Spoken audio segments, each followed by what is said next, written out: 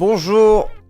Bonjour, bonsoir, bienvenue. Le sujet du jour sera Metropolis. Pourquoi Metropolis? Parce que Nova Van Buren, ici présent dans le chat, bonsoir, a sélectionné ce film classique que je n'avais pas vu. Car c'est la règle, après chaque émission, l'invité choisira le film parmi les classiques que je n'ai pas encore vu, qu'on va devoir regarder, débriefer avec un invité. Le seul stream à parler d'un film des années 20, c'est beau, c'est Bob. Oui, exactement, bonjour Xavier, je vais te rejoindre tout de suite en vocal. Bonsoir le dog téléviseur, tu es soyeux. Mais ce n'est pas une nouveauté, c'était juste un commentaire que je fais présentement. C'est comme ça que je parlerai de vous ce soir. Alors là, je suis dans une humeur absolument exécrable. Hein. Ce qui, contrairement aux apparences, n'est pas toujours le cas. De toute façon, l'intérêt de ce stream, c'est d'acquiescer en boucle. Et d'être d'accord avec Xavier. Évidemment, tout dissident sera encouragé. Vous avez parlé d'Avatar 2, évidemment, c'est le sujet du jour, c'est le centre du débat. Un jeudi où on ne parle pas de cinéma est un jeudi raté, de toute façon. Et ce sera évidemment pas à chaque fois Metropolis, vous allez pas me la faire. Bon, vous avez compris le concept. Voilà, je pense que j'ai tout dit, nous allons accueillir Xavier, qui va non seulement m'épauler, mais va être le support principal de ce soir. Puisque, bon, alors moi j'ai fait mes devoirs, je devais voir mon classique pas encore vu, bah ça y est, maintenant Metropolis va sortir du lot, puisque je l'ai vu. Enfin bon, c'est tout frais, voilà, j'ai pas le recul, j'ai pas l'analyse nécessaire pour l'instant. Peut-être des choses vont se dévoiler dans mes yeux ce soir. Vous me direz d'ailleurs s'il se passe quelque chose dans mon regard, n'hésitez pas à le dire dans le chat, notamment si c'est un AVC. Est-ce que vous avez fait vos devoirs? Est-ce que vous avez fait vos devoirs? Parce que Fritz Lang, là, il a fait un film en 1927. Bon, je sais pas si vous êtes au courant, bordel de merde. Voilà, c'est pas pour les cochons qu'il l'a fait. Donc j'espère que vous l'avez vu. Évidemment, ce n'est pas grave. On spoilera bien sûr, mais bon. Moi, je savais des choses sur le film. Honnêtement, ça n'a rien gâché. Bonjour. Allô, bonjour, on vous entend, je crois. Verlan FR qui attendait le moment où on dit le nom du film pour follow, bah, il a bien raison, parce que ce stream ne valait rien tant qu'on ne parlait pas de Metropolis. Merci d'être là. Donc, mes élèves qui ont vu Metropolis, donc pour la petite anecdote, c'est pour ça que je trouve ça intéressant que tu choisisses, c'est que je sais qu'ils ont eu à le voir, puisque c'est dans leur liste des films à voir, que j'ai mis dans leur liste. Attention, parce que donc, moi j'ai choisi une shortlist de 5 films cultes que je n'avais pas vus, et à chaque fois le film choisi par l'invité sera remplacé. D'ailleurs, on a tiré au sort, là, je l'ai pas encore mis, mais à la place de Metropolis, ce sera The Thing de Carpenter, qui sera dans cette liste. Mais par contre, c'est l'invité qui choisit dans ces 5 films, voilà. Donc faut rendre à César ce qui appartient à César. Nova Van Buren, qui a choisi Metropolis. Mais ça tombait bien, parce que donc c'était... après, c'était assez logique, tu le fais voir régulièrement dans ce film. Alors ça tombe bien pour deux raisons. Déjà parce que vient de sortir là au mois de décembre l'édition collector Blu-ray définitive du film, donc dans sa remasterisation la plus pure qui existe aujourd'hui, un super coffret steelbook qui est déjà en rupture de stock, désolé. Donc voilà, que j'ai pu voir du coup, et enfin revoir pour l'occasion. En plus de ça, voilà, je sais que mes étudiants l'ont vu ce film avec grand plaisir, avec grande joie. Donc c'était une belle occasion de le revoir. Je me suis donc empressé de le revoir ainsi que les différents making-of, notamment sur sa restauration. On en parlera. Mais ce film a connu de nombreuses editor's cut, de nombreuses restaurations, de nombreux ratés, de nombreuses réussites. Il a un grand parcours. Et c'est vrai que le premier truc qui marque sur ce film, moi en fait je l'ai vu pour ça, c'est l'affiche. L'affiche m'avait vraiment donné envie de le voir. Cette direction artistique, ces monuments, ces architectures que nous voyons dans l'affiche. Je trouvais ça passionnant. Donc c'est pour moi le premier point fort du film, bien sûr, c'est sa direction artistique très avant-gardiste, de science-fiction, donc pour l'époque. On rappelle qu'on est en 1926. Et moi, déjà bravo. Voilà, déjà bravo au Fritz d'avoir fait un tel monument à l'époque. Monsieur Lang, Fritz de son prénom, évidemment. Tout à fait. C'est marrant que tu dis ça parce que après effectivement je pense que nous sommes pas les seuls, mais au bout de quelques minutes, alors pour information, et c'est un petit fun fact que je vous délivre, je l'ai vu il y a 2 heures, hein. Bon globalement. Voilà, donc je l'ai terminé il y a un peu plus, je l'ai terminé il y a 3 heures, il y a 2-3 heures. Et donc en fait au bout de quelques minutes je me suis dit mais c'est pas possible que ce soit en 1927, 1926 tu vois. Immédiatement je me suis dit mais c'est fou, on dirait pas du tout pour des raisons, enfin c'est con parce que quand t'as rien vu des années 20, tu peux te dire oui, effectivement, ça fait vieux et tout ça, mais si tu vois tous les films qui sortaient à cette époque-là, putain, directement, dans les 5 premières minutes, t'as des décors de partout immenses, avec des chorégraphies de foule déjà, de figurants et tout, et c'est des trucs que tu vois quand même très très rarement, quoi. Il y a même très très vite une caméra embarquée sur un véhicule ou un truc comme ça, enfin, il y a des dingueries dès le début, en fait. Il y a des dingueries en termes d'effets spéciaux. Faut savoir que ce film a coûté énormément de tunas. Hein. À l'époque, on n'hésitait pas avec les blockbusters étaient de fait, hein, puisqu'il y avait beaucoup moins de films, mais ils coûtaient une énorme thune. On se rappelle des premiers films, même des années 10, hein, si vous regardez Birth of Nation de David Griffiths, il y avait je sais pas combien de figurants, ça coûtait un pognon fou. Mais celui-ci, c'est pareil.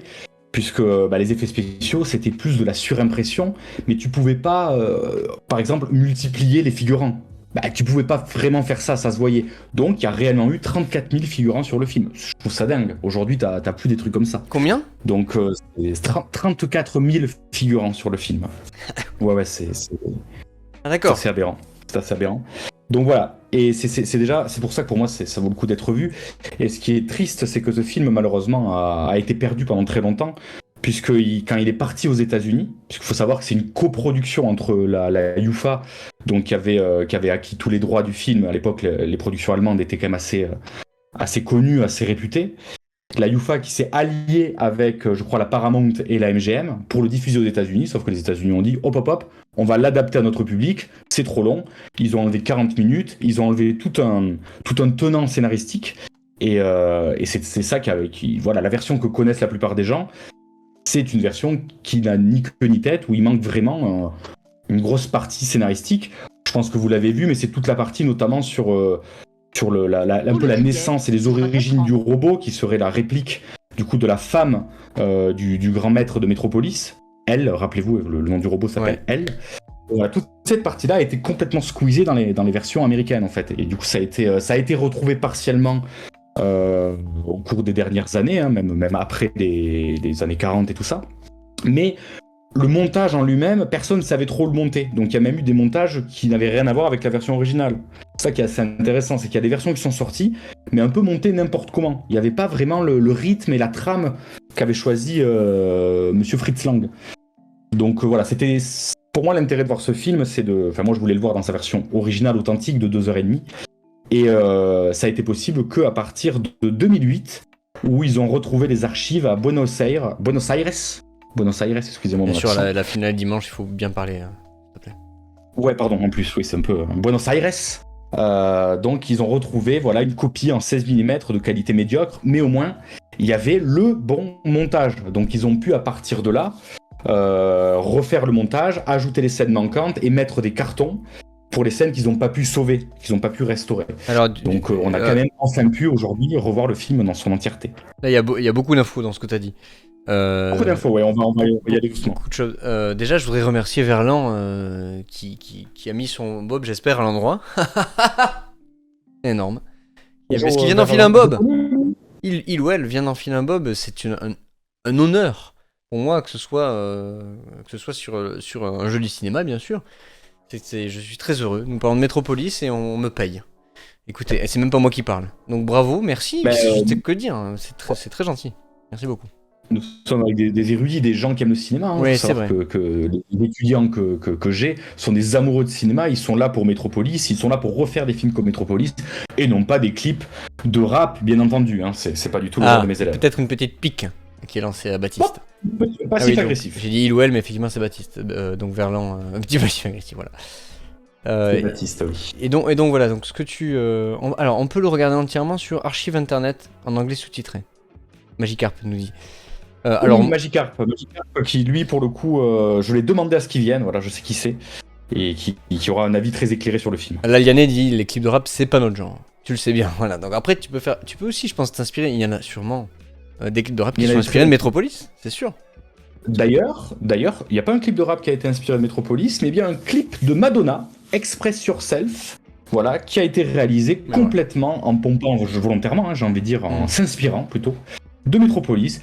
Et pour la petite anecdote, c'est réalisé par le grand David Fincher. Voilà. Le grand David Fincher. Oui, tout à fait. J'aime bien sortir. J'ai bossé le sujet. Ah mais c'est bien, je savais pas. Bon, on va pas regarder un clip de Madonna maintenant, on risquait de se faire ban, tout simplement. Non, mais je vous le conseille chez vous, mes amis, n'hésitez pas à vous le regarder. Oui, mais Après le live. ça me paraissait évident. Et puis après, même tu vois, s'il y a pas de clips de rap qui sont inspirés de Metropolis, peut-être qu'ils sont inspirés d'un truc qui s'est inspiré de Metropolis. Je suis sûr qu'il y a des influences en fait qui perdurent. On va en parler. Voilà, des influences Évidemment. qui perdurent. Mais enfin, je reviens sur ce que tu disais parce que tu dis qu'effectivement, t'as parlé des versions différentes, de la restauration, des rushs perdus et tout ça. Et ça, c'est assez fou. Alors moi, je crois du coup que j'ai réussi à me procurer la version de 2008-2010, là, celle la toute dernière, qui a priori s'est basée sur donc la bobine de Buenos Aires. Oui. Et j'ai cru lire, et donc je crois que ils sont notamment utilisés les partitions, par exemple, de musique pour retrouver le tempo et donc savoir que tel rush était à cet endroit-là. C'est quand même ça m'a régalé. Ouais. Ça m'a régalé. Bien vu. Mais du coup, j'ai appris ça. Mais du coup, c'est même pas ça que je voulais dire. Tu disais, en fait, ouais, c'était ma question. J'allais y venir. En fait, qu'est-ce qu'ils ont enlevé? Et donc, tu me dis que directement, parce que je crois qu'au bout de quelques années, en fait, très très vite, les rushs ont été perdus et enfin, le rush, la version de base a été perdue, etc. Et donc, les gens ont alors, c'était volontaire ou pas que ce soit perdu entre guillemets? Tu le sais ça ou pas? Alors volontaire, ça je serais pas te dire.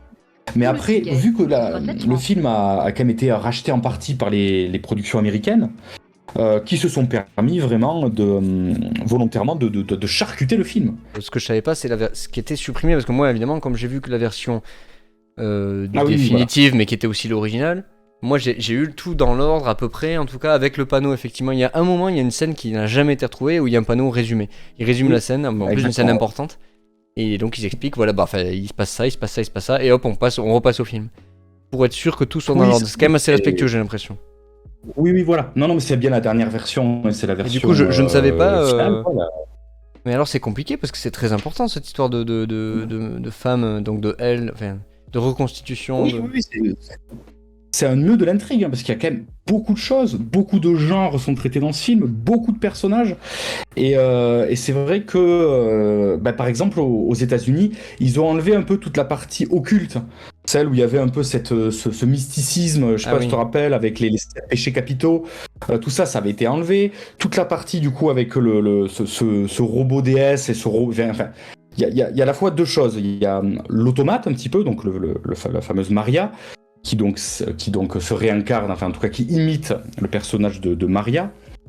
Il y a aussi un petit peu cette mère machine là qui avale les ouvriers à un moment. Il y a cette espèce de discours à un moment dans le... Tout ça n'a pas trop plu aux États-Unis, c'était un peu trop occulte, un peu trop... Le message n'a pas plu, donc tout ça a été un peu viré, un peu mélangé, puis on s'en est sorti avec une petite amourette et quelques scènes sympas. Voilà, après le film a quand même... entre guillemets, marché, mais il a marché bien plus tard. Parce qu'il faut savoir que ce film a fait un gros flop, puisqu'il a coûté, en Dutch mark, je crois qu'il avait coûté, je sais plus combien, il a coûté 5 millions de Dutch mark, si je dis pas de bêtises. En pesetas, j'aimerais, s'il te plaît. Voilà, en pesetas, je ne l'ai pas, et il en a rapporté que pas beaucoup, malheureusement, que pas beaucoup. Il a rapporté 75 000 Dutch mark. Non, voilà, c'est ça, il a coûté 5 millions, et il en a rapporté 75 000. Ah oui, non, c'est terrible. Source à vérifier. Là, même quand on n'a pas les refs, c'est terrible. Voilà, énorme flop. En tout cas, on voit que la différence est assez énorme. Mais c'est que pourtant, les boîtes de prod étaient assez sûres, parce qu'à l'époque, c'était bien de penser au futur, à l'avenir, c'est quelque chose qui plaisait. Il faut savoir que c'est, entre guillemets, le premier film de science-fiction. Évidemment, je laisse mes étudiants me dire quel est le premier film de science-fiction, mais il est considéré, Metropolis, comme en vrai le premier film, en tout cas en tant que tel, de science-fiction anticipatrice, ce que vous voulez. Je vais pas répondre pour les gens, mais effectivement, quand il y a eu des courts-métrages quelques années avant, on peut pas dire non plus voilà. que ce soit la même chose. Non, c'était pas encore... c'était des essais, on va dire, avant, même si voilà. Mais voilà, c'était assez important. Mais voilà, le film, il a été connu bien plus tard, dans les années 80, avec la fameuse version de Giorgio Moroder, que je n'ai pas vue, malheureusement, je voulais la voir, mais je ne la trouve pas. Que les gens dans le chat et tes étudiants connaissent peut-être via l'album de Daft Punk, voilà. Random Access Memories. Oui, c'est vrai, putain, j'avais complètement oublié. Oui. Bah, bien sûr.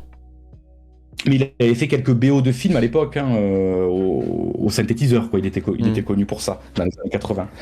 Et il avait fait donc une editor's cut, un autre montage à sa façon, avec des musiques des stars connues de l'époque, telles que Freddie Mercury ou Pat Benatar. Et c'est cette version-là qui a fait connaître Metropolis de la pop culture. C'est là où il a à nouveau eu un second souffle et qu'on s'y est réintéressé. Voilà. En Donc, plus, c'est vrai attends, qu'on se les dit, années tiens, 80, évidemment, il y a une logique aussi, puisque tu es en plein dans Star Wars et dans les films comme Blade Runner. ce qu'on appelle les soap opéra, Oui. qui était déjà un peu le cas pour Metropolis, et Blade Runner, qui est complètement dans... Même, il y a des plans complètement semblables entre Blade Runner et Metropolis, qui baignent dans le même univers visuel. Voilà, c'est clairement... Blade Runner a clairement une référence aussi à Metropolis. C'est un héritier. Et en effet, ça a permis de... Voilà, c'est ça. C'est un héritier. Et ça a permis de remettre Metropolis au devant de la scène, alors qu'à l'époque, bon, faut savoir que Fritz Lang en a réalisé des films, hein. Il a marché, hein. Il a été à la fois connu en Europe, il a été connu à Hollywood, il était connu du cinéma soviétique. C'est vraiment un cinéaste qui a parcouru le monde et qui a eu sa place dans tous les cinémas. D'ailleurs, petite anecdote que j'ai vue, c'est que sur le tournage de Metropolis, il a fait venir pas des icônes, mais des gens du cinéma, sachant que c'était lui le big boss. Et il y avait notamment Alfred Hitchcock ou encore Sergei Eisenstein pour les plus connus. Et il leur donnait des leçons en mode, vous voyez, ça c'est ça faire un film. Alors qu'on sait très bien ce qu'a fait Hitchcock après. Et Eisenstein, qui a fait le Cuirassé Potemkin à peu près à la même période, le Cuirassé Potemkin, lui, a marqué l'époque, alors que Metropolis avait fait un flop. Metropolis a marché après, en fait. C'est ça qui est assez intéressant. C'est qu'au final, il a fait... Fritz Lang, qui était considéré comme une figure, a fait un peu le malin. Bon, il a fait le malin face à des Hitchcock et des Eisenstein. Je trouve ça beau comme petite anecdote. Faut le faire, quoi. Faut le faire, quoi, voilà. Donc on a plein d'histoires autour du film qui me passionnent plus que le film, en fait, au final. Tu vois, Metropolis, je connaissais son aura, ses influences, son affiche, le robot, le truc, une toute petite partie de l'histoire, mais très peu. Je ne savais pas du tout que ça avait floppé, en fait. Et ça m'étonne beaucoup, parce que un truc aussi ambitieux avec autant de moyens, autant de trucs, quand même, je veux bien qu'aujourd'hui, tu vois, ça nous passe un peu au-dessus, qu'on s'en foute, parce qu'on a tout vu. Mais à l'époque, quand même, je trouve ça étonnant que ça mette pas les gens sur le cul et qu'ils se disent, bon, peu importe ce que ça raconte, tu vois, finalement, voir ça, c'est quand même incroyable, quoi. Parce que même nous, aujourd'hui, on regarde le truc, on fait, waouh, putain, si, c'est quand même très beau. Je sais pas, ça me surprend, oui, c'est ça. C'était l'époque où il y avait... Enfin, c'était le premier, encore une fois, hein. C'est compliqué quand tu essaies d'installer un nouveau genre, un nouveau style. Et en effet, alors après, j'étais pas là, mais pas du tout eu l'effet escompté, quoi. Les gens se sont pas dit ouais, bof, bon, c'est pas mal. Bon. Alors, quand tu regardes le film, là, pour l'avoir revu moi, du coup hier, t'as des scènes vraiment, elles sont épatantes, quoi. Même aujourd'hui, tu refais la même scène, tu dis, tu prends une claque, quoi. Donc, pour le coup, ça n'a pas d'âge. Il y a des trucs, je sais pas du tout comment ils ont pu faire. Ah oui, les trucs, il y a beaucoup de surimpression, je sais. Notamment dans les premières scènes où on est dans une espèce de stade, tu sais, où tu as des grandes statues. Là, ils jouent avec des maquettes et de la surimpression, mais ça marche super bien. Enfin, tu regardes même la scène en remasterisé, je trouve que, en termes d'effet, c'était vraiment... Ah mais oui, c'est dans le stade où tu vois, t'as carrément une caméra embarquée sur des coureurs et tout. Enfin, c'est un truc de fou. Pour l'époque. Ah non, mais pour l'époque, même encore aujourd'hui, on dirait que c'est cool, quoi, que c'est bien réalisé. Donc c'est ça qui en fait un film exceptionnel. Et après voilà, il y a eu plus de 620 000 mètres de pellicule sur ce film, ce qui explique aussi le coût. Hein. Et il faut savoir qu'il filmait... Tu m'as dit que tu savais le métrage de pellicule. Donc ça y est, c'est lâché. Je savais le métrage, voilà. C'est lâché, pardon. Je lâche tout. Mais voilà, 620 000 mètres de pellicule. À l'époque, le prix de la pellicule est dingue. Aujourd'hui, encore plus, forcément. Mais voilà. Et puis filmé donc avec 2 caméras pour avoir le choix des angles, il faisait refaire des prises, ce qui à l'époque était impossible. Lui, il le faisait refaire 3-4 fois. Ah ouais. Enfin, quand tu vois le nombre de prises qu'il y a et tout, enfin, voilà, pour moi, c'est la folie. Il était sûr de lui, quoi. Et ça l'a... Après, je sais pas comment l'a interprété Fritz Lang. J'ai pas l'impression que ça lui fait tant chier que ça, parce qu'il a continué à faire des films après. Mais ça a été un énorme coup pour la UFA, du coup allemande, qui à mon avis a dû se retrouver bien dans le caca et devoir se tourner vers les productions américaines. Alors je sais pas comment il a vécu le flop entre guillemets, tu vois. Je sais pas. D'ailleurs, il est mort quand? Parce que peut-être qu'il a connu. Est-ce qu'il a connu le revival du truc? Non, pas vraiment. Non, je crois qu'il a. Enfin, je sais pas quand il est mort, mais j'ai vu des interviews de lui dans les années Alors 70. Fritz Lang est mort Donc, en 76, voilà. Donc, avant la version. donc je crois qu'il a été en 71. Donc, il n'a pas connu les versions Non. revival des années 80. Quoi. Mais en fait, ce que j'ai lu, c'est que, pas par rapport au flop, mais par rapport au message. Je sais il a pas mal dit, ouais, mais en fait, je suis pas fan parce que ce qu'on a dit dans le film, c'est pas ce que je pense et tout ça, parce qu'il a coécrit avec l'autrice du roman, je crois. Qui est sa femme qui était... Ah, Oui, c'est sa ça. femme, j'étais pas sûr. Là, d'accord. Qui était Bon. sa femme, ouais, Ok. tout à fait, tout à fait. Mais bon, entre guillemets, on a beaucoup mis apparemment les idéologies du film sur sa femme. C'est un peu complexe, mais en Mm. gros, à l'époque, ça pouvait se rapprocher. Il y avait un côté on pouvait confondre ça avec l'ère fasciste de l'époque. Pour certains, parce que la relation entre les travailleurs et le patronat, tout ça était traité d'une façon, voilà, particulière. Et lui, après, plus tard, il a dit ouais, mais je sais pas, enfin, c'est pas moi. Tu vois, il est un peu renié. Après, voilà, Ouais, c'était ouais, ouais, l'époque. ouais. Maintenant, quand on le voit, on pense pas à ça. On pense ni aux Non, non, nazis, ni aux fascistes, mais moi je trouve qu'il était, en effet, on est très dans ce système de caste sociale, hein, oui, mais disons que marxisme et justement, compagnie. ça contre un peu la lutte des classes. Ça n'encourage pas tellement Oui. la révolution, tout ça. Ça dit plutôt non, non, mais faisons la paix, tu vois. Et ce qui peut, du coup, Oui, ça oui. peut énerver les révolutionnaires comme les capitalistes. En fait, c'est Et un oui, peu c'est entre ça. les deux, quoi.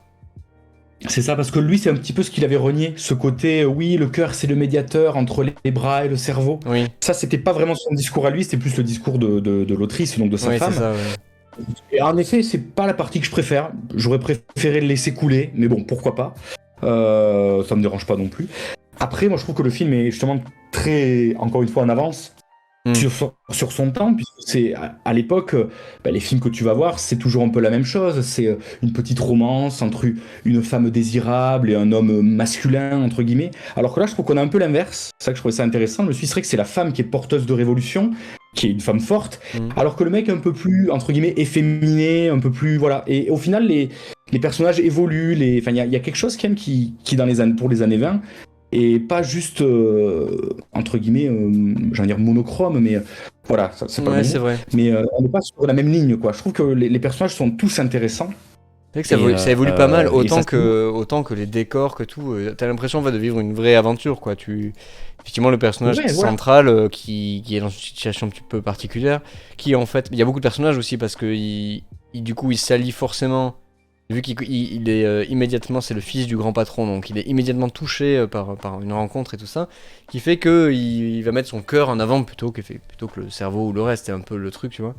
Et Oui, il symbolise le cœur, le fameux cœur entre le cerveau et les mains. Mais oui, il y a cet immédiatement, il aspect, rencontre le personnage qui se fait virer, alors il s'allie, et puis donc, tu vas suivre cette oui, aventure-là. je Comment il sais pas comment il s'appelle? s'appelle, Yosefan, Yosefou, je sais Yosafan, pas comment oui. il s'appelle, mais je me suis attaché à ce personnage, moi, je le trouvais très attachant. Toute cette scène un peu bromance où il Non, mais ça essaie joue de, bien en il le plus. sauve. Tu vois, donc Ça joue bien, c'est un des rares films des années 20 qui joue bien, je trouve, ouais, même si ouais. c'est toujours un peu exagéré, forcément le muet veut ça, mais il y a des scènes vraiment fortes où, Et l'espion, ouais. et le rythme, encore une fois. L'espion, j'adore. Faut savoir que L'espion. l'espion, pareil, avait été Ah complètement ouais, coupé dans les versions américaines et tout, alors que il a une, enfin, il est c'est un incroyable. personnage, il a une gueule, son chapeau, moi j'adore les chapeaux de l'époque, tu sais, Ouais, lui il avait un chapeau un peu plat et long, ouais, j'adore le style du ouais. gars.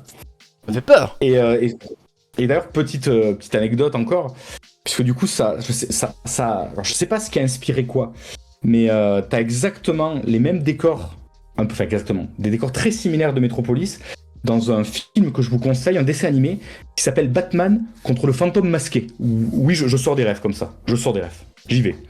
Et on a justement dans Batman contre le fantôme masqué, donc un pseudo Metropolis, et le Joker est exactement habillé de la même façon que l'espion dans Metropolis. Alors je sais pas où est le clin d'œil, mais pour moi il y a clairement une identité, et puis même j'ai cherché sur internet, et en effet, de toute façon, Metropolis inspire New York, Gotham City, il y a quand même tout un truc, tout un lore autour de ça, que j'ose me dire qu'il y a eu un clin d'œil à Metropolis Alors ça c'est fou. dans le fameux Batman contre le fantôme masqué. Tu viens de citer. Alors Batman, voilà, Batman contre le fantôme masqué, n'hésitez pas, bien sûr, à regarder ce dessin animé que je n'ai pas vu. Je vous conseille. Conseil. Mais tu cites l'architecture, c'est un truc de fou quand même, parce que moi j'y connais rien, je suis un peu nul en histoire américaine. Pourtant je suis américain, hein. depuis que j'ai fait mon voyage aux États-Unis en septembre. Je suis américain, tu le sais. Big Bob. Big Bob. Big Bob, voilà. Big Bob. Exactement. Non mais Big Bob, pardon. les buildings comme ça comme on voit dans Metropolis, c'est un truc de fou parce que c'est vraiment exactement les villes de maintenant, les métropoles, Exactement. les mégalopoles sont exactement comme ça. Enfin, on va pas parler des avions entre les tours, etc. Bien sûr, on évoque le sujet. Je pense qu'ils savaient pas à l'époque, donc bon. Mais non, ils savaient pas. Non, ils savaient pas. Donc les avions, il y en a plus. Mais par contre, le reste et tout, franchement, c'est vachement ressemblant. Et l'histoire se passe, en fait, maintenant. Je crois que c'est 2026 l'histoire. Oui, 2026, c'est ça, ouais, tout à fait. Donc, le film a presque 100 ans en fait. C'est quand même incroyable ça déjà. Mais de faire, de faire ces architectures-là, c'est quand même. Voilà. Mais après, c'est là où on se dit, bon, en termes d'écologie, je pense qu'une ville comme ça, c'est pas trop. C'est pas top, je pense. Oui, non, mais je veux dire, bon, voilà. Là, à l'époque, oui. Non, mais il faut montrer. Tu vois, c'est normal, il faut montrer le gigantisme et la démesure. Pour montrer d'autant plus le peuple qui se fait écraser, etc. Donc c'est évident, mais c'est juste pas. Bon. Pardon, on est obligé de faire un rapprochement immédiat quand on voit la date du film et la date de l'histoire et tout. On fait ah bah oui, non mais c'est vrai. C'est à peu près ça, hein. Pas trop de différence. Non, mais bon, il y a eu tout un truc sur l'architecture, puisque lui-même s'est inspiré d'un travail d'architecte, dont j'avais le nom, hein, mais m'en voulez pas, je le retrouverai peut-être. Il s'appelait Antonio Santeglia, qui avait fait tout un projet qui s'appelait la Città Nuova, qui était justement complètement dans les premiers plans de Metropolis. C'est vraiment plus ou moins un copier-coller, hein, entre guillemets, de ce projet-là, que lui a donné vie, que Fritz Lang a donné vie, comme plein d'autres l'ont fait après, hein, puisque c'est vrai qu'on imaginait la ville du futur à l'époque, c'était exactement comme tu dis, ces espèces de gratte-ciel, ces trains là sur des ponts à je sais pas combien, à 400 mètres de haut, ces avions qui passent, c'est comme ça qu'ils imaginaient les villes du futur. Et donc ce fameux architecte Antonio, je ne sais plus comment, Santeglia, rêvait d'une ville comme ça. Malheureusement, je sais même pas s'il a vu le film Metropolis, je crois qu'il est mort pendant la première guerre. Donc coup dur quoi. Énorme coup dur. Mais voilà, c'était la base de tout, c'est ces travaux-là, j'avais regardé, qui a été aussi inspiration pour Blade Runner, pour même pas mal de jeux vidéo, pour même, encore une fois, hein, la mythologie de Batman un peu burtonienne, j'ai envie de dire, le Batman de Tim Burton, a aussi un petit côté Metropolis. Oui, c'est vrai, maintenant que j'ai vu Metropolis, je peux voir les rêves que je ne connaissais pas, en fait. Donc c'est ça qu'il faut dire, c'est juste fou quoi. Et puis on parle de l'architecture, mais après on peut parler de Metropolis sur plein d'autres angles, puisqu'il traite à la fois le savant fou, il traite aussi un petit peu tout ce qui est occulte avec tous ces espèces de cadavres là qui représentent les 7 péchés. Il y a ça, il y a le côté aussi la fameuse tour de Babel. Ouais, mais c'est vrai qu'il y a beaucoup de choses. Il y a beaucoup de choses. C'est un fourre-tout en fait. C'est ce qu'on lui reproche aussi, hein, ce qui fait que des gens n'aiment pas ce film. C'est qu'il y a tout. Il y a de tout. Il y a tout. Et pour moi, justement, je me dis, ouais, mais c'est bien. Les gens vont piocher dedans des références. Et après, c'est là que naît des Dr. Frankenstein et j'en passe. Mais c'est vrai que ça peut. Je comprends quand même. Parce que des fois, tu te demandes où ça va. Parce que quand tu te retrouves dans les catacombes avec la prêtresse qui te raconte les histoires avec la tour de Babel, tout ça, tu te dis, bon, ouais, où on est, tu vois. Et quand tu vois les 7 péchés capitaux qui sortent de leur statue et tout, tu fais waouh, ok. Voilà, c'est vrai que ça peut perdre un peu. Mais en fait, le film est quand même assez linéaire et compréhensible dans la version que j'ai vue moi, l'original du coup. C'est juste qu'il y a beaucoup de choses et beaucoup de personnages, mais en vrai, en soi, tout se tient quand même. Après, c'est juste qu'il a dû vouloir dire beaucoup de choses, je pense. Surtout s'ils étaient deux, si chacun voulait dire beaucoup de choses, ça fait beaucoup à la fin, quoi. C'est sûr. Oui, parce qu'au final, il y a quand même beaucoup d'étapes, en fait, beaucoup de péripéties dans le film qui l'enrichissent. C'est un film très généreux dans ses décors. Mais c'est vrai qu'on n'a même pas expliqué de quoi était. Parce qu'en plus, il y a de l'action et tout ça. Je me dis qu'on a démarré direct dans le jus, mais s'il faut, il y a des gens qui l'ont pas vu. C'est quoi l'histoire ? En fait, je t'ai laissé le choix entre les deux, mais j'aurais dû t'imposer de nous raconter un petit peu l'histoire du film, peut-être. Bah, et comme moi, j'étais dans les câbles. T'étais dans les câbles, ouais. Comme j'étais dans les câbles, je me suis un peu. Est-ce que si tu es sorti des câbles, tu peux nous faire un petit résumé, peut-être alors Ce sera fait, tant pis, c'est trop tard maintenant, les gens sont partis, mais c'est pas grave. Je peux te faire un petit résumé. Donc, qu'est-ce que je peux te dire ? Perso, un truc perso de voilà, comment tu... Un petit résumé perso ? Bah ouais, un truc comme ça, là. Alors, à la brûle pour point. Oui. Alors pour moi, c'est l'histoire, d'une grande cité d'une grande mégapole, qui fonctionne grâce à une masse prolétaire qui fait fonctionner la ville. Donc la ville du dessus fonctionne grâce à la ville du dessous. Donc ça part de là. Donc on comprend qu'il y a 2 niveaux dans la ville. Il y a ceux qui bénéficient des privilèges et il y a ceux qui triment, je sais pas comment on dit. Trim. Triment, je crois que c'est mieux. Et donc on a déjà l'exposition de la ville. Et dans cette ville évoluent 2 personnages, donc un petit peu à la Roméo et Juliette, j'ai envie de dire. Donc on va suivre Freder, qui est le fils du grand maître de Métropolis, qui lui vit dans les privilèges, les jardins du plaisir, les femmes, voilà, tout se passe bien. Et en bas, on va suivre Maria, qui elle est là pour un petit peu donner foi aux ouvriers d'en bas, afin qu'ils puissent tenir le coup et résister. Et le film commence vraiment quand ces 2 personnages se croisent du regard, scène qui dure un certain temps dans le film. D'ailleurs, on comprend bien qu'il s'est passé quelque chose. Et à partir de là, Freder va comprendre qu'il y a un Métropolis d'en bas et va faire en sorte de rejoindre cette Maria. Et pour rejoindre cette Maria, il va affronter des péripéties et, entre guillemets, prendre en main la ville d'en bas. Ça, c'est la première trame. Et autour de ça, donc, il y a ce fameux automate que vous voyez dans l'affiche, qui lui est un petit peu l'enfant, le résultat d'une semi-querelle entre un ingénieur et le fameux maître de Métropolis. Je dis querelle, même si c'est pas trop le mot, mais vous comprendrez. Et du coup, ça va créer aussi un peu la discorde entre la France d'en haut et la France d'en bas. Non, Oui, Métropolis voilà, d'en haut et exactement. Métropolis d'en bas. Il y a un résumé, j'ai pas préparé le truc. C'est très bien. Mais voilà, c'est très bien. intéressant de voir comment les personnages évoluent dans cette grande mégapole qui, au final, mélange pas mal de personnages, puisqu'il y a vraiment... il y a quand même beaucoup de personnages qui ont tous un trait de caractère et un intérêt, je trouve. Même l'espion, qui est très cliché, mais que je trouve fortement stylé. Un nouveau rappel que nous vivons dans une saucisse. C'est vrai qu'il faut je pense que c'est important de le dire. Bravo. Important, oui, tout à fait. C'est important. Tout à Et fait. d'ailleurs, tu parlais de l'automate en fait, cette histoire-là apparaît assez tard. Hein. Le savant fou, l'automate et tout, t'es pas directement là-dessus. Alors c'est très important, bien sûr, c'est central. Alors, c'est vrai, certains associent le film à l'automate, et c'est normal, on a l'affiche, moi le premier, et pensent au savant fou aussi, alors qu'au final, ça arrive assez tardivement dans le film, t'as raison. C'est vrai qu'on a d'abord vraiment la belle exposition de Métropolis avec ces fameux plans larges où on voit les petites maquettes. Il faut savoir qu'ils ont mis, je sais pas combien de jours pour faire ça. Je crois qu'ils ont mis, si je dis bien, 8 jours de tournage pour 10 secondes de film. Pour Ils ont mis 8 jours de tournage à faire bouger les maquettes. Voilà. Ça explique aussi le coût du film, tous ces trucs, tous ces petits détails-là. C'est impressionnant. Donc voilà. C'est impressionnant. Et donc toute cette exposition de Métropolis. Puis même tu as Métropolis d'en haut et donc Métropolis d'en bas, et en bas quand même tu passes un peu de temps parce que tu comprends, faut comprendre comment ça fonctionne, à quel point les gens enfin tu vois, c'est quand même un film muet, donc il faut que tu montres, il y a très peu de panneaux en fait, il y a beaucoup d'images, j'ai l'impression en tout cas. C'est ça. C'est aussi un peu l'avantage pour moi du film muet, c'est que on doit te faire comprendre avec un minimum de parler, du coup, forcément, avec un minimum de mots. Sinon c'est chiant, tu fais que lire. Et ça, il arrive très très bien. Il arrive très très bien. D'où ces compositions, moi j'adore ces compositions très symétriques, très expressionnistes, puisqu'on est dans l'expressionnisme allemand. Voilà, c'est vraiment ce que je préfère dans le cinéma. C'est ce qui a inspiré les plus grands. Hein. On a dit Blade Runner, mais des films comme aujourd'hui sont très inspirés de l'expressionnisme. Et ça, c'est magnifique. C'est comme ça qu'on compose des images. C'est comme ça que j'aimerais savoir réaliser.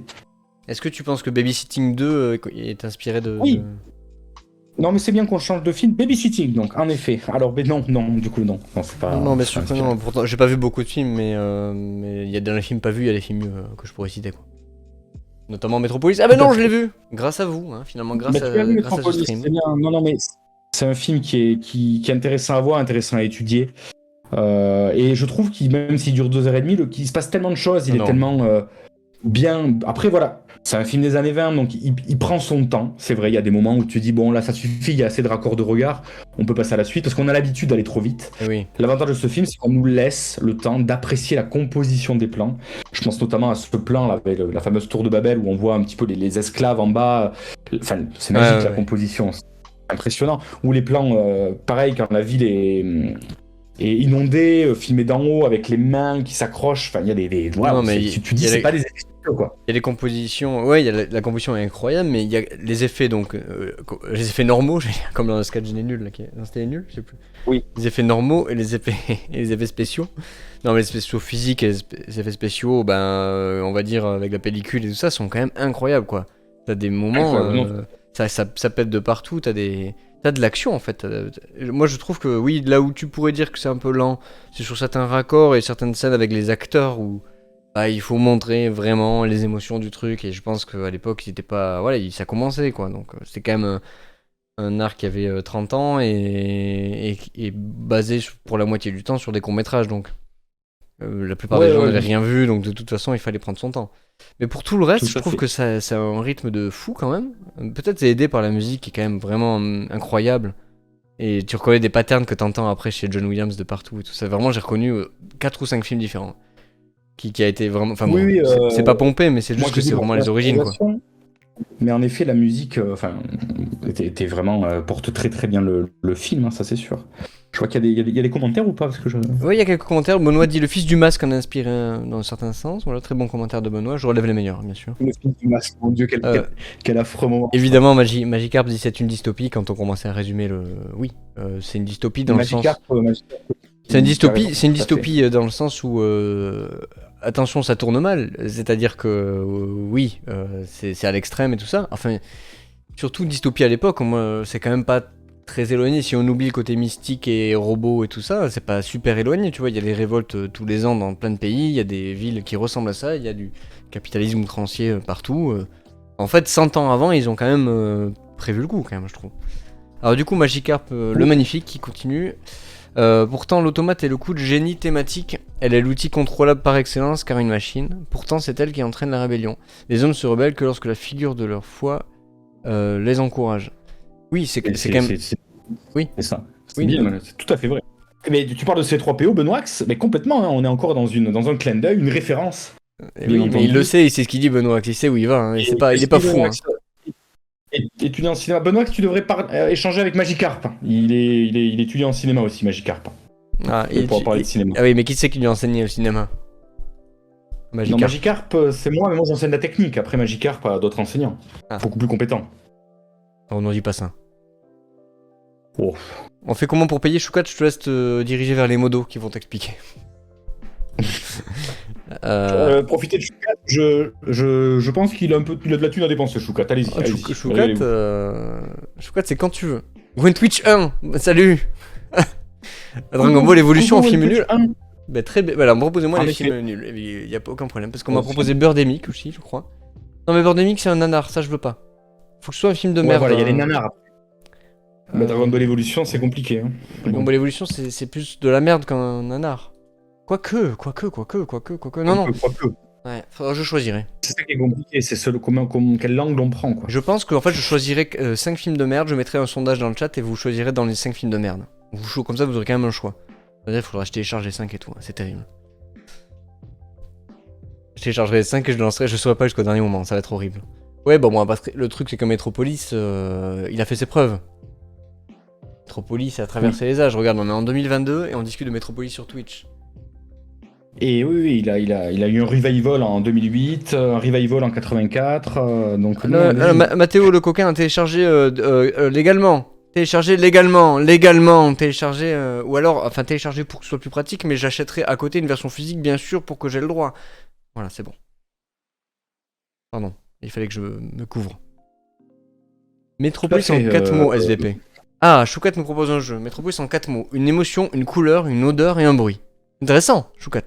Propose des jeux. Putain, Choukat, animateur, quoi. Animateur. Animateur à 2h45.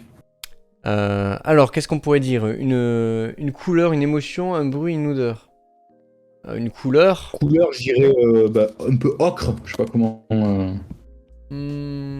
Pourquoi? Parce que t'imagines le. J'imagine un petit peu. Sépia, moi j'imagine l'affiche. Moi. Ah, t'imagines l'affiche, sépia. Une couleur.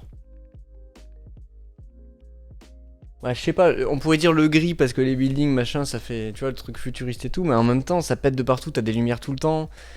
Ouais, Et évidemment, ouais. on pense à ces trapéros, donc on pense au doré du robot, alors que le robot est en noir et blanc aussi. C'est ça, mais en Et- effet, oui, la couleur de l'étain, c'est pas Ouais, évident. Moi, je suis daltonien, donc. ça serait plus ça, peut-être le bronze ou le cuivre, enfin les machines quoi. Le côté Ouais, fer, bronze, c'est pas mal. ouais. Bronze, c'est pas mal.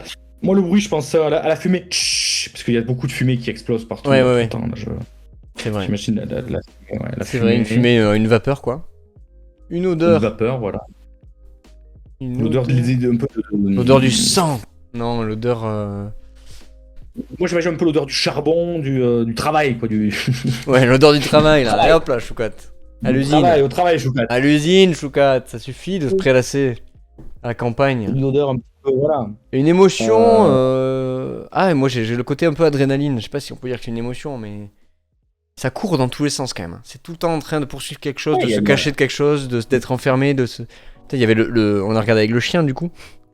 Et le chien, il chien, oui. était ultra investi. Il a regardé tout le film. Et à chaque fois qu'il y Ça, avait c'est beau. à un moment, le personnage, tu sais, il court partout et il se retrouve enfermé dans une salle avec toutes les portes bah, là, chez le fou, chez le savant fou. Oui, le fou, oui, toute une scène un peu labyrinthe, ouais. Ouais, ouais, bah cette scène-là, le chien, il était à fond. Il allait vers la télé, il revenait vers nous, il aboyait un petit peu, il voulait qu'il s'en sorte, quoi. Donc un Ça, peu c'est beau, ça. ce C'est côté bien. adrénaline, un Belle peu façon. course contre la montre, on peut dire. T'as l'impression que la machine va péter, tu vois, je sais pas, c'est cette énergie-là, je dirais. Il y a une scène un peu de cap et d'épée aussi hein, entre le personnage donc, du fils et du savant fou qui se battent sur les toits, qui Entre les tombent, gargouilles. qui regardent. Voilà, il y a tout dans ce film, tous les genres sont représentés. Exactement. Ah, ça répond enfin. Oui, bah écoute, pardon, c'est compliqué. Un peu, vous êtes très actif, mais ça, c'est la joie de ce jour. C'est le but, Moi, réfléchissez je pas. Ah, comprends ok. pas les Metropolis, Choukat. Le robot est doré, d'ailleurs, il est dans les collections de la Cinémathèque française à côté de la tête de la mère de Psychose. Oui, non, mais enfin, Benoît, le robot est doré, mais ça, c'est des secrets de tournage. Le film, je suis désolé, il est en noir et blanc. Donc, un film, c'est ce Après, qu'on on voit. l'imagine doré, hein, Ouais. je suis d'accord. Ouais, mais pourquoi on l'imagine doré? Moi, je sais pas si on l'imagine doré parce qu'il y a eu les affiches et parce qu'il y a eu ces tropéos. Je sais pas. Je sais pas comment on Je sais l'imagine. pas, c'est vrai qu'il On y a une l'imaginerait Tropeo gris, quoi, qui est peut-être. Je sais pas. Mais oui, t'as raison. Choukat parle de Brésil. En effet, l'affiche de Brésil me fait également penser notamment à Metropolis. Hein, on retrouve un peu les mêmes Alors, buildings. sache que Brésil est dans ma liste des films cultes pas vus qui pourraient être choisis un jour. Brésil pourrait être choisi parce que je l'ai pas Alors, vu. pour le coup sachez que je n'ai pas vu Brésil non plus. Je n'ai vu que des extraits malheureusement pendant mes études audiovisuelles. Et du coup, je l'ai jamais vu en entier. Donc honteux, mais voilà, ça fait partie des films cultes que j'ai pas vus. Alors, Anaïs Laliané, Anaïs nous dit l'émotion conflit, la couleur rouge, le bruit, les rouages et l'odeur, le charbon. Très très bon. Le rouage, j'aime beaucoup l'aliéné. Le rouage, en effet, carrément. Les L'aliéné. engrenages, tout ça. Tout à fait bien vu. Mais du coup, effectivement, Nova le souligne, mais oui, Metropolis c'est le film préféré d'Oli, le petit chien Oli. Ben, bravo, Oli. Alors qu'il a vu Didier, elle souligne. Alors qu'il a vu Didier. Et Il préfère Magikarp, du Metropolis. coup, c'est quoi ces couleurs et tout là? Magikarp, il a pas répondu à ça. Ah oui. Magikarp, le magnifique. Globalement, on a toujours le même oui. le vocabulaire de l'industrie, du prolétaire, ce qui est une bonne particularité pour parler de l'origine du cinéma, ce qu'il ne manque pas de faire. Oui. Tout à fait. Mais là, tu parles du film en soi, tu es dans ta conférence, quoi, Magikarp. Mais c'est bien parce que ça nous apporte des choses, mais ça pop un peu, j'ai l'impression que c'est des messages automatiques. Message Ouais, je pense que Magikarp veut parler. généré il aléatoirement. il essaie de se mettre quelques petites phrases de côté qui sont en effet très très justes. Hein. Je suis d'accord avec Magikarp, son analyse me paraît cohérente. Hein. Brésil sur Disney+. Très bien, Mathéo le coquin. Oui, mais ça, tu te doutes bien que ça ne m'aide absolument pas. Est-ce que j'ai une tête à m'abonner à Disney+. Moi, je suis capitalisme à son plus haut point. Jamais. Jamais, bien sûr. Mais enfin bon, le problème de cette liste de films cultes, c'est que j'ai envie de les voir. Mais du coup, j'attends que quelqu'un les choisisse maintenant. Ça, je les vois pas en avance et tout. Donc bon, ça peut durer un moment. En même temps, toutes les 2 semaines, il y en aura un toutes les 2 semaines. Oui. Mais c'est le mec qui est dans ton émission qui choisit, enfin la personne qui est dans l'émission. Voilà, ce sera à la fin de chaque gros tournoi, gros tournoi, et à la fin de chaque 24 images, l'autre émission que j'ai, l'invité choisira parmi les 5 que je lui propose. Pour le jeudi d'après, en fait, comme on est en train de faire là. Donc, Oui. donc a priori, il y en a 2 par mois. Donc je vais voir 2 films cultes par mois. C'est pour moi, pour ma culture, c'est. En fait, je m'arrange, si vous voulez. Moi, ces émissions cinéma là, c'est pour moi. C'est très égoïste. Et le 24 images, c'est pour avoir 24 recommandations de quelqu'un que j'aime bien. Et puis les autres, tu vois, le reste des jeudis cinéma, c'est pour attraper mes films cultes. Je me sers de vous, en fait. Faut bien comprendre ça. Je veux revoir Brésil, tu m'inviteras, Xavier, dit Choucat. Avec plaisir, Choukat, avec plaisir, avec plaisir.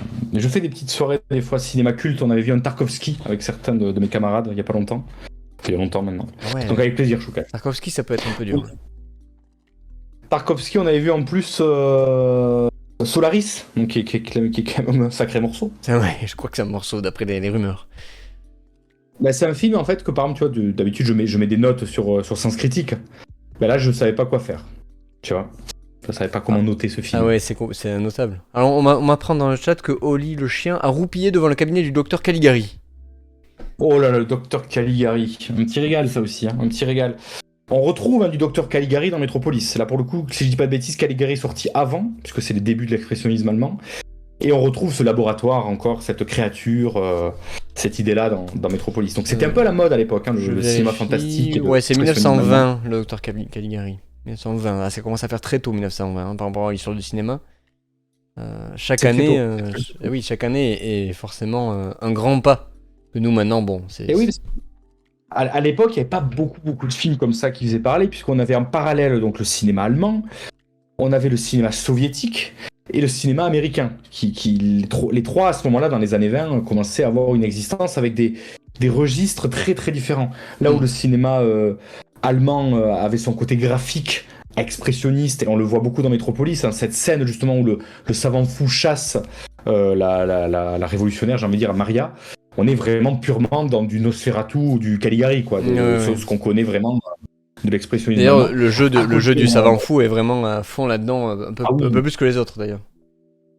Oui, mais c'est là où je trouve qu'il y a des nuances. Là où on l'a pas dans d'autres films, même le savant fou a des nuances de jeu. C'est ça que je trouve. Oui, c'est un peu mieux dirigé, en vrai. Les années 20. Je trouve que Metropolis, quand même, arrive à apporter ses nuances aux acteurs. C'est rare de soigner le jeu d'acteur pour un film muet, enfin, je trouve. Parce que nous, on n'a pas connu cette ère du muet, donc on les voit après et on trouve toujours que c'est trop burlesque. Et je trouve que Metropolis arrive à avoir ces nuances-là, notamment pour cet acteur qui à l'époque était en vogue, celui qui joue le maître de Metropolis, qui lui, pour le coup, a un jeu très différent, qui casse un petit peu avec les autres. Enfin, moi, je trouve ça assez intéressant aussi. Alors que j'avais pas ce souvenir quand je l'avais vu, ce film, je l'avais déjà vu 2 fois. Le jeu d'acteur, je m'en foutais un peu. Et là, c'est vrai qu'en le revoyant, j'ai pu y faire plus attention, aussi parce que j'ai bénéficié d'une meilleure qualité d'image. Et c'est vrai que tu dis, quand même, ça joue bien, quoi. Ça joue bien. Franchement, ouais. C'est pas l'argument que j'ai dans les films des années 20, quoi. Non, clairement pas. C'est un peu exaspérant, quoi, parce que nous, on est passé à autre chose. On est passé à des gens qui murmurent. Voilà. Bon, c'est rien à voir, quoi. Exactement. Nous, on est passé à des Only God Forgive avec Ryan Gosling qui parle pas, mais qui interprète, quoi, qui l'a en lui, quoi. C'est pas pareil. Bizarrement, dans les films muets, ils hurlent beaucoup plus, quoi, les personnages. Ils sont tout le temps. Voilà. Tu lis sur les lèvres dans celui-là, tu peux les voir, tu peux comprendre ce qu'ils disent. Exactement. Ils ont pas le choix. Mais voilà, celui-là est un peu plus nuancé, je trouve. Et donc voilà, mais c'est vrai que c'était intéressant d'avoir ça dans les années 20, à côté d'un Cuirassé Potemkin qui a lui vraiment marqué encore plus son époque, je pense. Cuirassé Potemkin qui est dans la liste aussi, Et bien voilà, Cuirassé Potemkin que j'ai aussi acquis en version méga collector définitive édition. Voilà, c'est des films que j'ai 3 fois. Je les ai en 2 versions DVD et en version Blu-ray. Et je sais pas, je m'en lasse pas, mais juste pour l'objet en fait. Hein, c'est purement une passion, un addict. Je sais pas ce que j'ai avec ça. Alors Choucat me souhaite un Bob Stream. Donc merci. Merci. Bob Stream. Sacré Choucat. Sacré Choucat. Bah à bientôt sur le bateau pirate, Choucat alors. À très bientôt. Et peut-être pour Brésil aussi. Non, pas pour Brésil. C'est pour Brésil qu'il avait dit qu'il s'était positionné, je sais plus. Non, c'était pas Choucat pour Brésil. s'est positionné pour Mulholland Drive parce qu'il adore ce film. Il me l'a. Choucat s'est positionné pour voir Brésil aussi. Il s'est invité chez moi. Oui, voilà, c'est ça. C'est plutôt ça. Je commence à tout mélanger sinon. Oui, je bosse dur pour nous acheter un bateau. Ah oui, bosse dur. Allez, à l'usine. Ah, j'essaie de me souvenir du coup de ce que je pourrais dire sur le film, ce que j'ai pensé. Ah, c'était une aventure quoi. Qu'est-ce qu'il nous dit Magikarp alors pour l'idée métallique, brûlé, crissement de rouage et de l'indignation. Pardon. Ah, Il donne ses 4 mots, les 4 mots de Ah oui, Shukat, oui, Magikarp. pardon, oulala. Donc la couleur Non, métallique, il est pas bourré, l'odeur, il est pas bourré. l'odeur brûlée, le bruit crissement de rouage et l'indignation pour l'émotion, d'accord. Pour revenir à l'accumulation des genres, ça montre que la SF a toujours été le genre de la diversité des genres au sein de même film. Oui, c'est vrai, parce que en fait, c'est un pont. Bon, la SF en général, c'est un cadre en fait, j'ai l'impression. Mais en soi, dedans, t'as tous les messages du monde, quoi. Tu peux faire ce que tu veux. Bon, après, t'as la SF un peu plus light, évidemment. Star Wars, peut-être, raconte moins de choses. C'est possible. Qu'un truc un peu plus. Je sais pas. Des films comme Star Wars, ils sont axés divertissement, mais t'es obligé de raconter des histoires. Donc, quand tu racontes une histoire, tu fais des choix. Et donc, quand t'as des personnages qui font telle ou telle trajectoire, quand t'as tel ou tel événement, bah, si forcément tu dis des choses sur même si tu l'avais pas pensé, quoi. Donc en fait, c'est comme quand on dit que tout est politique, c'est con, mais tout ce que tu fais dans la journée va avoir un impact, quoi, c'est tout. Alors des fois c'est ton choix, des fois non, des fois c'est des trucs qui te tombent dessus, des fois si tu fais dans la précipitation, tu as pas réfléchi. Donc un film c'est un peu pareil, même si tu fais un film un peu à la con, bah ça a un impact sur comment les gens vont le recevoir, sur qui va être touché, qui va s'en foutre, etc.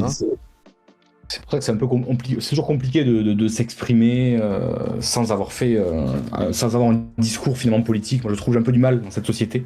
Mais avec mes élèves, je fais attention à ce que je dis. C'est dur, c'est dur. Oui, mais disons que non, mais ça peut être politique. Il faut que les gens acceptent aussi d'entendre des choses. Je veux dire, si tu racontes des trucs, évidemment, tout ce que tu vas dire est politique dans un sens, mais ça peut être très très léger et tu t'es pas obligé de sauter à la gorge de la personne qui parle, quoi. Je veux dire. Si tu racontes des trucs et tu donnes ton avis, ou même pas, si tu dis juste ce film-là je l'aime pas parce que ça raconte ça, ben tu dis pas que c'est politique, mais ça l'est. Et voilà, t'as le droit d'avoir cet avis-là, quoi. Il faut que les gens arrivent à se tolérer, à dire un peu ce qu'ils veulent. Après, dans la limite, évidemment, il faut pas empiéter sur la dignité des gens, etc., quoi. C'est tout. Je ne doute pas que dans tes cours, ça n'arrive jamais. Non, mes cours se passent toujours à merveille. Poétique, comme dit Mathéo le coquin. Poétique, c'est le mot. Un peu de poésie. Un Shukat se rétracte pour Mulan Drive. En même temps, c'est moi qui l'avais forcé. J'avoue. D'accord. Sacré Shukat. J'ai hâte de le voir. J'écris trop lentement pour tout ce que j'ai à penser. Ah, mais je comprends. Il n'y a aucun problème. Mais j'ai tout lu, je crois. Hein. Attention, hein, je fais attention. Je fais attention à ce que vous dites. Ça m'intéresse beaucoup. Et moi, l'intérêt de faire ça en stream et de faire ça sur Twitch, c'est d'avoir une interaction avec les gens. Que les gens te donnent leur avis. Les gens n'ont pas trop contredit Xavier, mais je crois qu'il y a une certaine autorité sur vous, j'ai l'impression. Mais tant mieux. Hein. Non, contredisez-moi. Après, pour le moment, je me positionne pas. Moi, j'apprécie le film vraiment dans son exécution et dans sa direction artistique. Là, je vois que Magikarp me parle de l'aspect religieux qu'il y a dans le film, qui est en effet pas ma partie préférée, mais j'aime beaucoup comment elle est mise en image. Encore une fois, c'est vraiment les images, moi, qui me parlent. Parce que c'est voilà tout ce qui est encore une fois tout ce qui est de cette position sur l'occulte et tout. Bon, c'est déjà vu, mais je pense que c'est la façon dont il a filmé. Ça, je trouve ça assez intéressant. Et du coup, ça va servir le film, bien entendu, puisque comme tu l'as dit très bien, c'est la foi qui va guider un petit peu les ouvriers à se révolter. Et c'est ça que je trouve ça assez intéressant. Qui je trouve, quand même change d'avis comme deux chemises, parce qu'on leur dit vos enfants vont bien, hop, ils sont tous d'un coup tous contents. Il y en a un qui dit ah mais elle, c'est à cause d'elle. Et t'as tout le peuple de la ville qui veut la brûler, sorcière au bûcher. Oui. C'est marrant quoi, parce que t'es obligé d'aller vite et pour le scénario et tout ça, mais c'est vrai qu'ils ont. Après c'est peut-être aussi voulu pas dans ce côté foi et un peu aveuglement des peuples, tu vois, parce que quand tu suis quelqu'un, quand t'as des idoles, faites attention aux idoles, hein. Même sur Twitch. Hein. Et quand t'as des idoles, surtout sur Twitch, bien sûr, sur Twitch et je dirais à plus forte raison sur YouTube. Mais bref. Surtout oui. Ouais. Mais en gros, quand t'as des idoles, forcément tu passes sur plein de choses et donc tu vas juste suivre. Tu vois, parce que. Enfin, tu vas avoir plein de raisons. Des fois, tu n'as même pas de raison. C'est le groupe qui va t'entraîner. Exactement. Mais en un sens, bon là, j'avoue que je l'ai vu cet après-midi, donc la thématique religieuse. Disons que pendant qu'elle était déroulée, j'y pensais. Après, pas trop, parce que ça va quand même très vite, je trouve. Et en fait, tu t'as pas le temps d'assimiler vraiment le truc, je trouve. Parce que, comme on disait tout à l'heure, ils ont voulu vraiment parler de tellement de choses, il y a tellement de sous-couches et tout. La partie où elle compte des histoires et tout, t'es embarqué là-dedans, je trouve, c'est super, hein, mais c'est vrai que tu passes très vite à autre chose après, et quand ça s'arrête, tu passes à autre chose, quoi. Il doit être Xavier Roméo TV, c'est bon, c'est safe, d'après Batman. Bonjour Batman, et si c'est pour dire Non, effectivement des choses aussi positives, ouais, je peux qu'être d'accord, je ne peux que t'accueillir. Parce que c'est vrai. merci Batman. Moi, je prône, par contre, ça c'est vrai, mes élèves le savent, je prône la bienveillance. C'est un mot phare que j'utilise beaucoup dans mon vocabulaire, Bah la ouais. bienveillance. C'est pour ça que je disais, tu vois, quand il faut laisser les gens parler, tout est poétique, tout ce qu'on dit a un sens poétique, et ben c'est tout, c'est pas grave, c'est comme ça. Faut juste assumer qu'il y a des choix tout le temps, mais il y a rien de grave. Évidemment, comme je disais, dans la limite du racisme, de l'homophobie, tout ça, et là c'est forcément les limites que tu peux, mais c'est des limites légales en fait, pratiquement. Parce que ça c'est condamnable. Donc en fait, il n'y a même pas besoin de poser soi-même ses limites, c'est des limites légales. Tout à fait, tout à fait. Mais oui, lui-même, oui, c'est vrai que concernant la religion, je trouve qu'ils s'en servent un petit peu de facilitateur pour justement embraser les foules et embrasser les foules aussi. Mm. Et moi, je trouve que ça fonctionne très très bien, puisque dans les conditions dans lesquelles vivent les personnages de Métropolis d'en bas, bah, s'ils n'ont pas une figure pour les guider, pour les réconforter, forcément ça tiendrait pas. Donc après il y a tout ce côté-là qui marche bien, et forcément ils sont habitués à fonctionner comme ça, et quand on leur dit il faut tout casser, Oui, parce que bon, c'est pour moi particulier. je veux dire, ça aide le scénario dans le bon sens du terme. C'est particulier parce que c'est un monde où ils ont aucune fenêtre sur l'extérieur, parce que sinon ils pourraient d'eux-mêmes, tu vois, tu pourrais infiltrer un leader dans le truc, mais en fait ils sont à l'usine, et puis quand ils ont terminé, ils vont dans leur quartier sous terre. Mais ils Ouais. n'ont pas de contact avec la surface, si j'ai bien compris. Non, ils sont pas, enfin de ce que j'ai compris aussi, hein, Avec la ville du dessus, quoi. La ville des privilégiés. ils ont. Et du coup, Tout à fait, forcément, c'est bah, ça. là où ça change, c'est quand il y a juste Maria, personnage du film, qui amène tous les enfants dès le début du film, la rencontre avec le personnage principal, qui lui est un privilégié.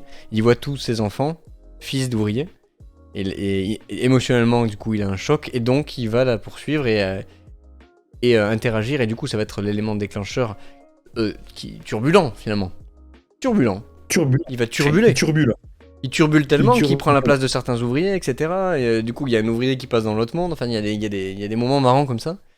Tu dis, mais enfin voilà, il fallait que lui vienne d'en haut pour que ça change, quoi. Oui, tout à fait. Mais là, je lis ce que dit l'aliéné. J'allais lire. En effet, pour pas vous mentir, c'est un peu cette partie avec justement où il y a les péchés capitaux là qui sont un peu personnifiés avec le robot. Il y a une partie un petit peu occulte, un peu bizarre. Là, j'ai du mal à tout saisir. Ça allait tellement vite, il y a tellement de choses que justement, je me suis dit, bon, il y a un message à faire passer en effet avec un petit peu aussi cette peur de la technologie, des sciences face à la religion. Ça, je suis d'accord. Mais après, je vous avoue que moi, le premier, j'ai du mal à tout percevoir. Hein. C'était tellement. Là, il y avait un fourre-tout. Je me suis un petit peu. Mais oui, c'est vrai que je suis un petit peu perdu. si tu te dis ah mais oui, ça pourrait être ça pourrait être... parce que c'est un robot, c'est une Oui, création de la science du savant fou et il est obligé parce que les gens sont pas contents et les péchés capitaux tout ça. Tu peux dire ça, mais le truc c'est que comme après c'est le principe, c'est qu'il y a plein de couches différentes, mais comme tout le film est pas, enfin, tout le film ne parle pas de ça, t'as envie de mettre, on a tous envie de simplifier et de se dire bon. Ok, lutte des classes tout le film. Ah, la morale, c'est qu'en fait, la lutte des classes, il faudrait pas qu'elle existe et qu'il y ait un statu quo entre les deux. Bon, très bien. Mais en même temps, c'est vrai que quand tu vois dans le film, au cœur du film, il y a des scènes qui parlent d'autre chose. Et t'as l'histoire d'amour, Oui. et t'as effectivement... t'as juste la condition ouvrière, les gens qui sont virés comme ça. T'as les gens qui se... La rivalité. Hmm. La rivalité entre le maître de Métropolis et le savant fou. Oui, tout à fait. On peut penser amoureux de la même femme. Ça pourrait être un spin-off, ça, un film qui parle que de ça, tu vois. Voilà, donc c'est très riche, et c'est l'avantage de ce film, c'est que tout le monde c'est pour ça que c'est un film culte. Il sort aux années 20 et il traite tout. Donc c'est assez facile de s'en inspirer. Après, justement, c'est aussi ce qui fait qu'à des moments, j'aurais préféré des fois que ça soit un peu plus simple, ou que ça s'en tienne à un discours parfois un peu plus simple, ce qui était le cas de beaucoup de films des années 20. Celui-là nous a proposé pas mal d'embranchements. Mais voilà, mais c'est vrai que tout l'aspect religieux est en effet très très mis en avant. Ouais, mais du coup, est-ce que c'est pas ce qui le sort du lot? C'est bien aussi, peut-être. Oui, voilà, mais c'est vrai que j'avais lu un truc, c'est comme il s'est basé sur le livre qu'avait écrit, j'ai oublié son nom, sa femme. Elle, Et justement, elle s'appelle Thea von il a eu Arbou. du mal. Voilà. Tu l'as? Thea von Je l'ai Arbou. plus. Très bien. Merci. Ah, mais c'est marqué dans ton affiche que tu as en plus. Théa Von Harou. Et c'est vrai que justement, elle avait l'histoire, mais elle avait du mal à la mettre en image. Et là où lui, il a dû vraiment, entre guillemets, ils se sont pas embrouillés, mais ils ont vraiment divisé l'aspect auteur et réalisation, où lui a vraiment voulu créer cet univers. Enfin, il s'est vraiment complètement approprié l'œuvre. Il a juste laissé, en effet, notamment le message final, on en a parlé, où il s'en est complètement dédouané. Lui, il voulait vraiment aussi cet aspect esthétique, hein, clairement, il y tenait. Hein. Quand tu vois un peu les making-of, apparemment, moi je me suis dit ça devait être le chaos total, et apparemment non, c'était très calme, ça criait pas, l'inverse de mon cours, hein, du coup.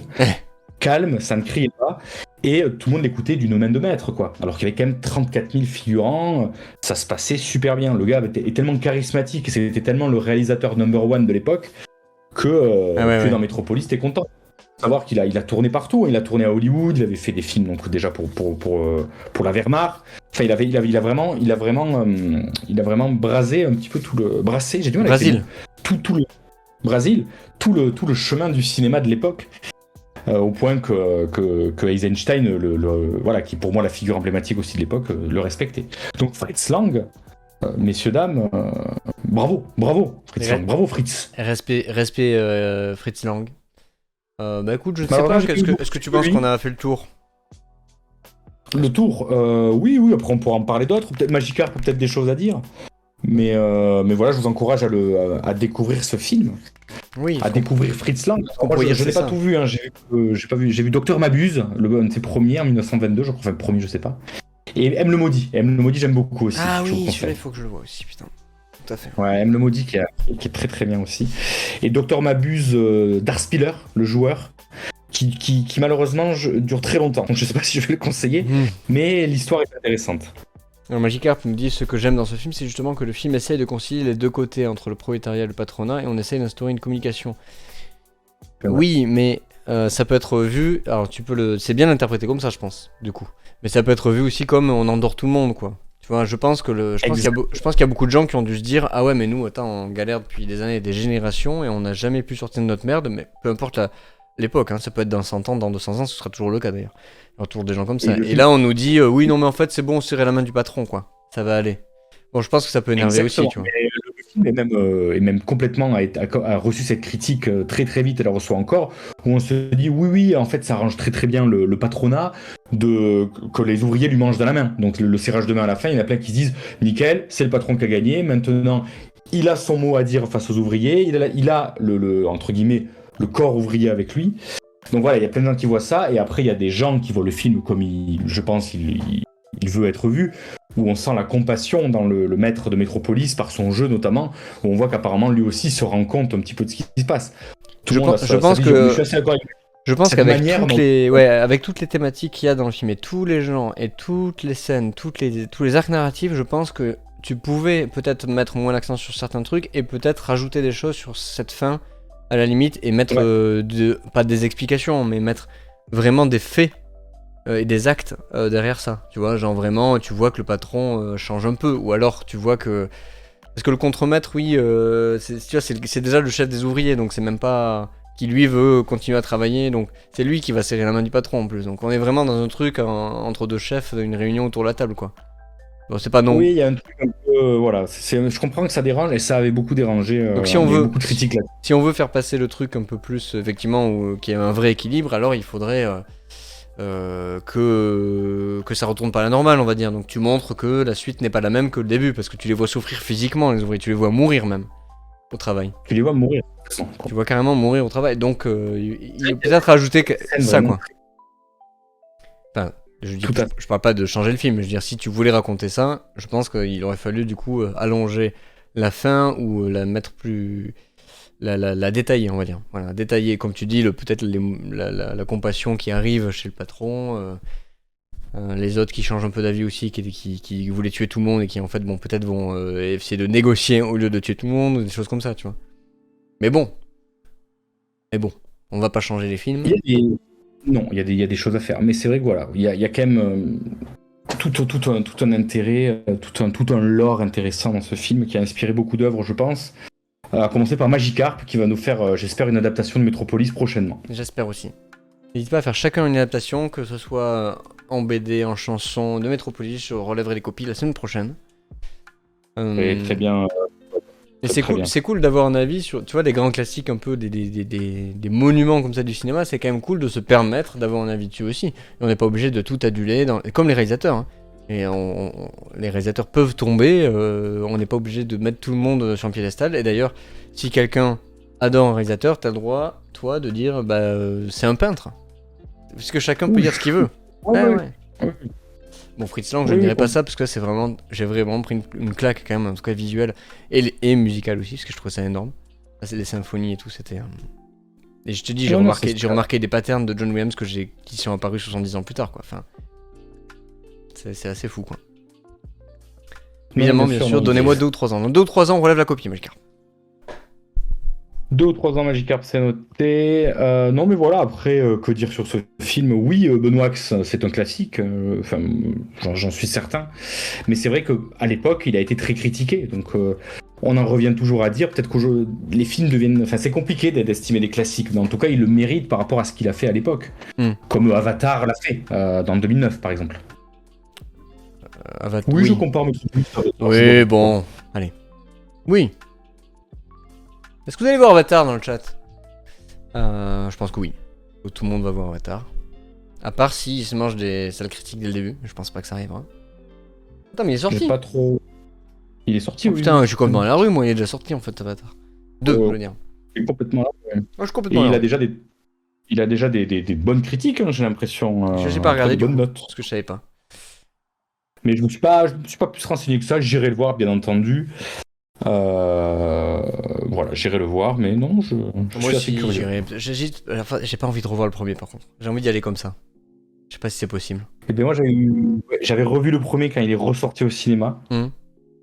Sur 2, quoi. Et non, c'était très intéressant. Non, mais ça me dérangerait pas, mais j'ai pas spécialement envie. Alors, je me dis peut-être que je vais juste aller voir le 2 comme ça. En fait, je suis attiré par les images. J'ai vu les quelques images il y a quelques mois, évidemment, et l'eau et tout. C'est vrai que j'ai envie d'y aller, j'ai envie de voir ce que ça donne, mais l'histoire, j'ai l'impression que je m'en souviens, quoi, en fait. J'ai pas l'impression que j'ai besoin de revoir le premier. Oui, voilà, moi l'histoire je m'en rappelais plus trop, même si bon, globalement je m'en rappelais, mais non, le fait d'avoir revu le premier, c'est surtout prendre une bonne claque visuelle. Tu te dis putain, le film il date de 2009 et t'as l'impression qu'il est, ça a jamais été fait, quoi. Donc je trouve que c'est ça qui m'intéresse, ce que fait le bon Jamie Cameron. James Cameron. Ah bah, très bien, merci beaucoup, Xavier. Merci beaucoup d'avoir répondu présent à cette invitation. Alors évidemment, il y a problème de micro, problème de caméra, on a tout pété, on a tout le problème d'Over Discord, rien n'a marché, mais tout a marché. C'est ce qu'il faut retenir, les machines étaient en branle, mais ce qui est important, c'est les gens. C'est inquiétant, parce que Oui, c'est inquiétant. Voilà, on a pu parler, mais j'avais pas mon micro. Il faudra faire des petits tests. Bizarre. Donc on va regarder ça, il va falloir débrancher les câbles, rebrancher les câbles. Le problème c'est que j'ai fait un câble management et c'est très compliqué de faire. C'est pour ça que tu sais que c'est pour ça que j'en fais jamais, parce que j'ai trop peur d'un jour de me dire même s'il y a un truc qui marche pas, je suis paumé en fait. Parce que tout le truc est au milieu, je pourrais pas le sortir. Ben là j'ai le câble de ma carte son qu'il faudrait du coup que je vais tester ça, mais du coup là ça va être compliqué parce qu'il faut que je recule le bureau. Enfin voilà, je vous raconte pas l'histoire, c'est compliqué. C'est intéressant ce que dit Benoît, parce que Cameron en fait il fait ça tout le temps, il crée des révolutions dans la technique, dans la manière de faire les films plutôt que dans le film lui-même, quoi. Oui, c'est carrément ça, quand tu vois Titanic, c'est du jamais vu ni avant ni après.